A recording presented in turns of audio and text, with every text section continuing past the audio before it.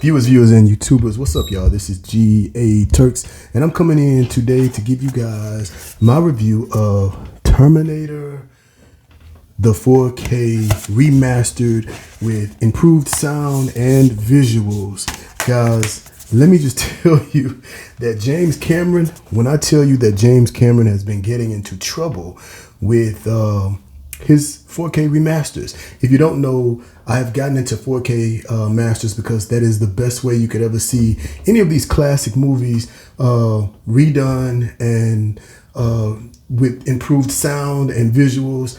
I just am a fan of the work that they have now started doing because we're able to do it now. Technology is here. But James Cameron has been kind of messing up with his 4K movies, like he did, and I took notes here because I didn't want to leave anything out, and I wanted to help and get you guys this information. He did Terminator 2, and big blockbuster movie, much bigger than the first one. The first one was excellent. This one was excellent, but this one kind of started like the whole big budget movie thing. So what happened was when he redid it, he took away the grain and he made their faces more waxy. Today, they are using AI and it's messing up fingers and stuff like that and making the people in the background messed up looking, as in Jaws 3 that they released sometime earlier this year. Now, with this one, let me tell you, first I want to share with you that it is before I get into the picture, it is a native 4K, all right? And it's compatible with HDR10 and Dolby Vision. The picture, when I watched it on an LG OLED. So I was able to really get a superb looking picture. And let me just tell you, the first thing I noticed is the sign that comes up that you have to read, and it says that the war took place in 2029. Let me just say, what's up, all you kids from the 80s? We are now here. We are here at a time when our sci-fi movies quoted the time that we're in now as destruction dates for a lot of the sci-fi films. So, big shout out to all the 80s kids. We have made it to the time of destruction. And God, the way things have been going, you just never know how things are going to turn out. So we're going to kind of root for the best on that. But anyway, one of the things that I noticed about this remastering of the Terminator is it's like James Cameron learned his lesson. He got it.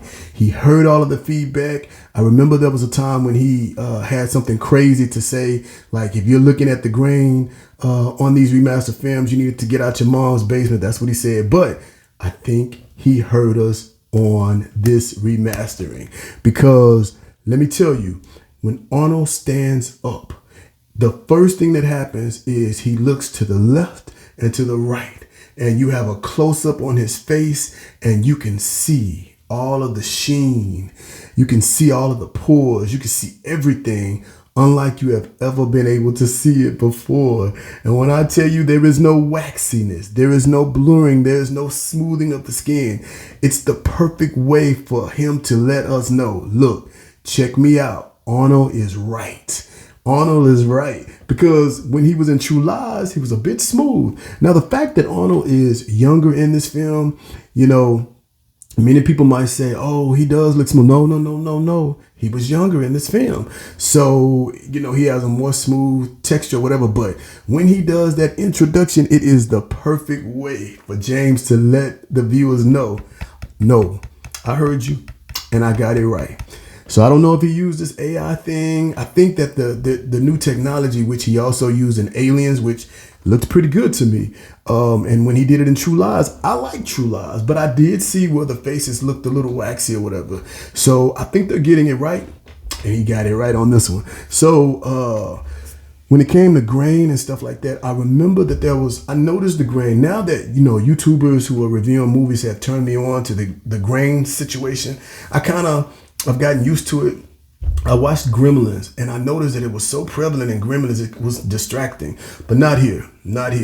There is a healthy, nice grain, like filmic. It's not distracting. At nighttime, you can see it a little bit more. But I've come to kind of expect that now. I want to see a little grain in my movies because it feels like 80s. This movie, the way that it's presented, it has a very comforting quality to it. It just, throws you back at the times. The colors were very nice. You could see the pops, and the black was black. I often hear people talk about the darks being darker on OLEDs, and on these remastering, they're getting it right without jeopardizing a lot of stuff in the background.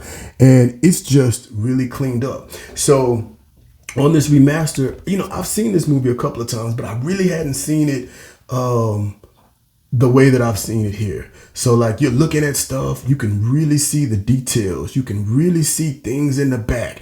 And I know that may not be important, but it is visually appealing when you can see such clarity. It's like someone put some glasses on you and now you can see the picture in the way that it was meant to be seen. It is visually stunning. It's beautiful. So when you're going through the movie and you're seeing it in a fresh new way, it's like seeing the movie, like you have never seen it before.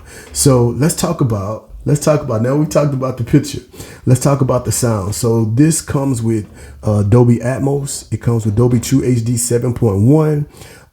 And it also includes the original theatrical mix. And that's always cool for people who want to go back and kind of listen to it the way that it sounded back in the day.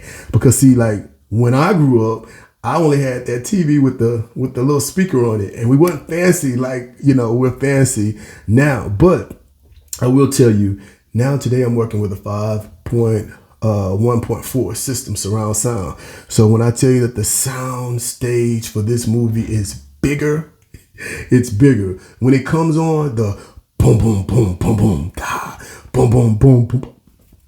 I was all in. It just pulled me right on in. And let me just tell you, since I've never owned this movie, it's been a little while since I've seen it. So, of course, we all love Terminator 2. We all love Terminator 2. So, since I hadn't seen it in a long time, I did not expect how vicious the villain was, how vicious Arnold was. When I tell you he was really going for it, whoa, this Terminator was beast.